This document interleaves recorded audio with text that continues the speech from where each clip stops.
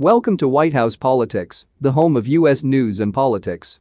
U.S. inflation hit 7% for first time since 1982.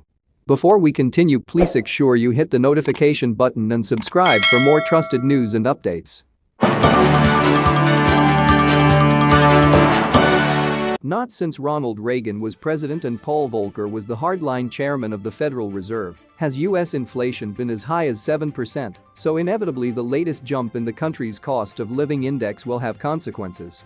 The U.S. central bank has historically tended to fear deep recession more than runaway inflation, scarred as it still is by the legacy of the Great Depression. The Fed, however, cannot ignore the risks of a wage price spiral developing and will be forced to act.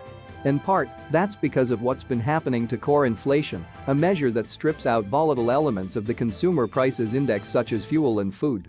This rose sharply in December to an annual rate of 5.5%, making it harder for the Fed to argue inflationary pressures will be fleeting.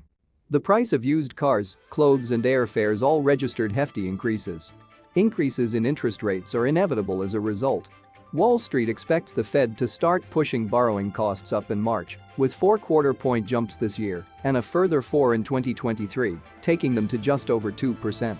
This is a long way short of the shock treatment administered by Volcker. Official borrowing costs peaked at 20% in 1981, but it will still be enough to slow the U.S. economy and make life harder for the Democrats in November's midterm elections.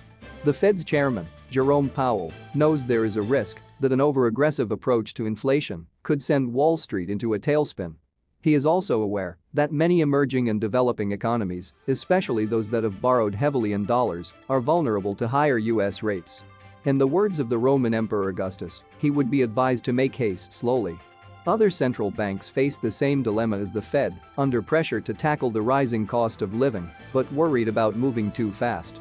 UK inflation will hit 6% in the coming months, and the financial markets expect the Bank of England, which has already raised interest rates once, to push up borrowing costs to somewhere close to 1% by the end of the year. Pressure will mount on the European Central Bank to act too. The days of ultra-cheap money are over, at least for now. That's all for now. Stay tuned and subscribe to White House Politics for more political news and updates.